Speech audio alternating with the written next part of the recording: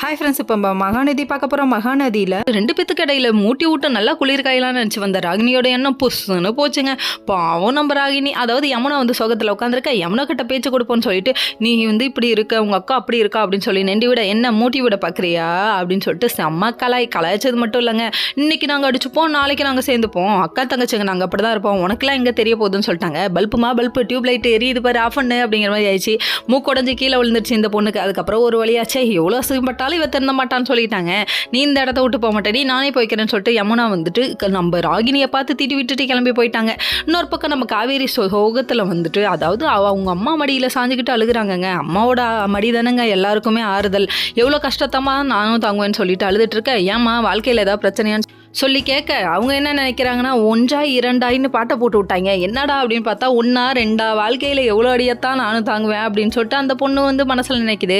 என்னடா இது 1 2 பாட்டை போட்டுவிட்டு லவ் சாங் ஆக்குவாங்கன்னு பார்த்தா இவங்க 1 2 பிரச்சனைன்னு சொல்லிட்டாங்களே அப்படிங்கிற மாதிரி ஆச்சு. சரி பரவாயில்ல விடுங்க, வாழ்க்கையான பல அடிகள் விழுவத்தானே செய்யும் அப்படிங்கிற மாதிரி ஆச்சு. அதுக்கப்புறம் தேம்பி அழுகுது. அழுதுக்கப்புறமா அப்பாவை பார்க்கணுமா, அதுக்காக தான் அழுகுறேன்றுச்சு. சரி விடு, எவ்வளோதான் சமாளிக்கிறது.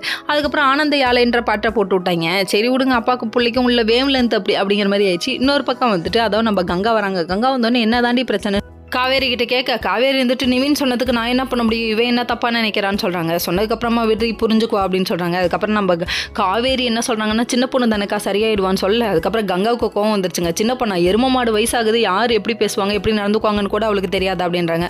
உண்மைதாங்க, என்னதான் வந்துட்டு எருமாடு வயசானாலும் எப்படி தான் வளர்ந்தாலும் வந்து வீட்டில் மனப்பக்குவம்னு ஒன்று இருக்குல்ல, அது சில பேருக்கு வர்றதில்லை, இன்னமும் வர்றதில்லை. ஏன் கல்யாணம் ஆனால் கூட ஒரு சில பேருக்கு வர்றதில்லை. அதனால வாழ்க்கையில் பல பிரச்சனைகளை அவங்க சந்திக்கிறாங்க. ஓகே ஃப்ரெண்ட்ஸ், நெக்ஸ்ட் வீடியோவில் பார்ப்போம். பாய்.